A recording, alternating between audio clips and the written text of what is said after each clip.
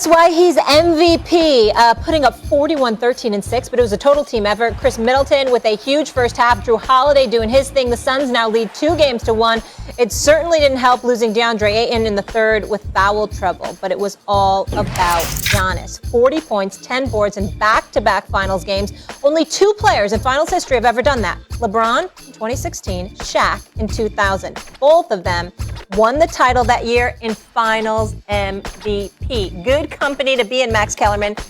Is Giannis the most important player in the series? He is. Look, 41, 13, and 6, right? The only thing that's up off his normal averages for the last 3 years is the points. Giannis will give you 28 to 30 and almost exactly an average over the last 3 years, 13 boards and 6 assists, by the way, with a block.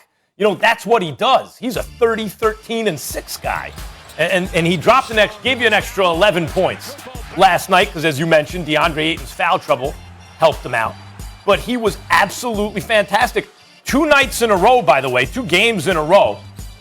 He had superhuman efforts and superhuman production, and this is coming off a hyperextended knee where he missed the end of the Eastern Conference Finals.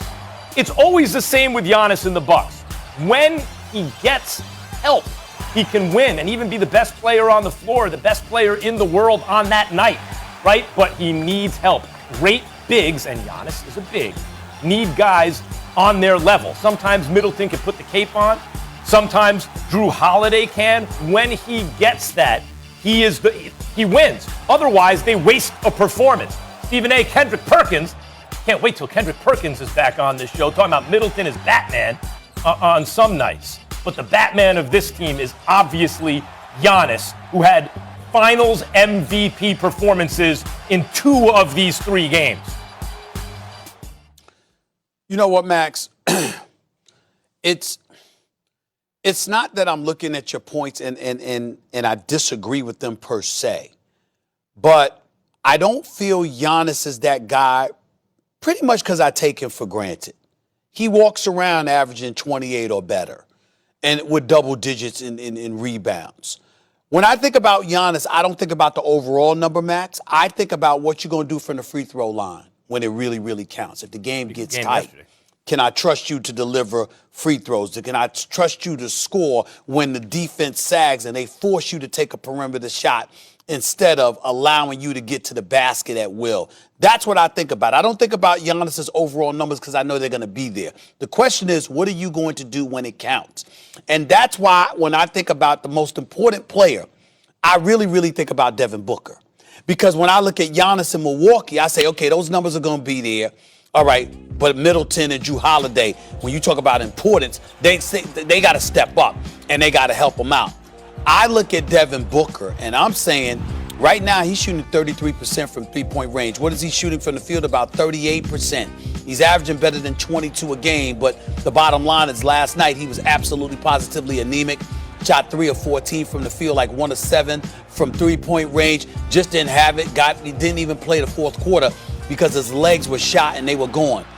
They don't have any chance of beating the Milwaukee Bucks as presently constructed if you don't get more quality production from Devin Booker. They have no chance because they simply don't have the bodies. That's why I've been a proponent of seeing Cameron Johnson, because this brother can shoot. I'm saying get him in the game more. I don't know what the hell has happened to Cameron Payne. He plays 37 minutes in Game 2 of the Western Conference Finals. He drops 29 and 9 in 37 minutes without a turnover, and there's been an APB out for him ever since. He twisted his ankle the next game. Hasn't been the same since. I don't know what the hell is going on with him because he's in the lineup and he's playing.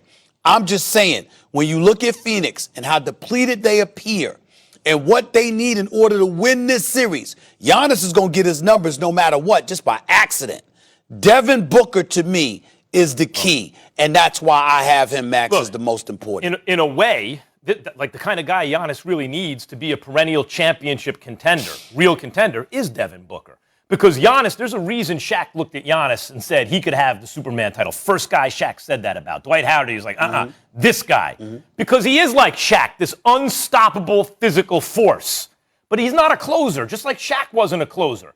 Devin Booker, I called him on this show a mini Mamba. because he's that kind of guy. And Kobe was the closer on those Lakers teams. But you know what? They played on the same team. In that case, Shaq and Kobe. Shaq got all 3 finals MVPs. He was the most important player in those finals. And they're on different teams right now. You know, the new Shaq and the mini Mamba, right? Superman and the mini Mamba are on different teams right now. And it's easy to look at the guy who you trust with the ball in his hands at the end of the game and go, that's the most important guy. Max. But because of Giannis and Shaq, you're even in that position. No, you're saying that Shaq was the most important player because of his dominance and what have you.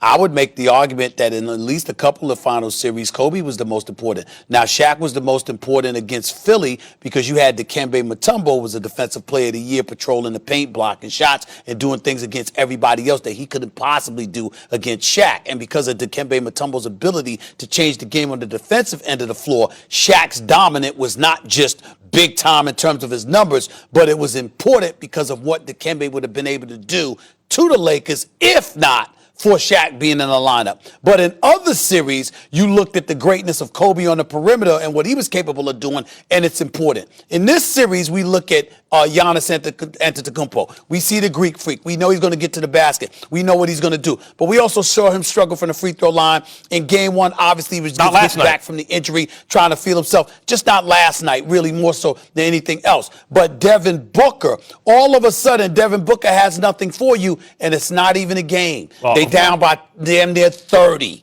And that's what I'm saying. I'm just looking at it differently. I'm not knocking the point about Giannis. I get where you're coming from. But I'm saying based on how depleted Phoenix is and what they need to win because of who they are, their makeup, that's what makes Booker so important in this series right now because of their circumstances. Booker is not going to struggle shooting the ball for the rest of it. It's not going to be every game for the rest of the series. We're saying it's important because he can't. He can't afford to. He's not built that way.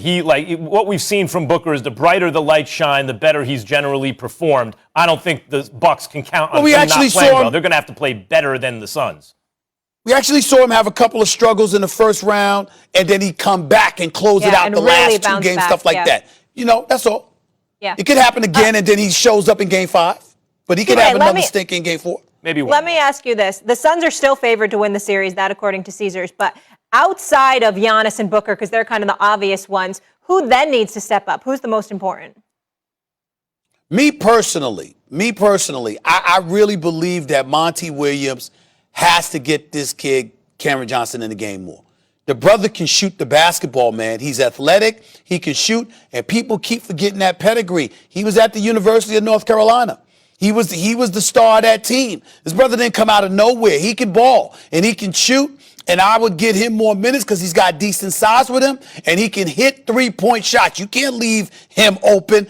I think that in order to beat Milwaukee, you're going to have to do it from the perimeter, and you're going to have to keep DeAndre Ayton from getting into foul trouble. You do that by making sure you can hit more perimeter shots, and I think you throw the gauntlet at them in that regard and make sure you got cats out there that can drill open shots. That's why I would say Cameron Johnson. Cam Johnson is a starting caliber talent. He's a starting caliber type player, and in fact, I assume this year that whatever it is, Jay Crowder in the beginning, by this time of year, Cam Johnson would be the starter. That didn't exactly happen that way, but you're right. Cam Johnson is a very talented player and can be helpful in this series to the Suns. And the fact is, I do believe, Stephen, I know you don't, that the Suns have the better starting 5. They also have the best guy who's not in their starting 5, I think, in the series. All right. Yeah, no disagreement there. Yep. We'll leave it there, guys. When we come back, someone is good when the comparisons are to Babe Ruth.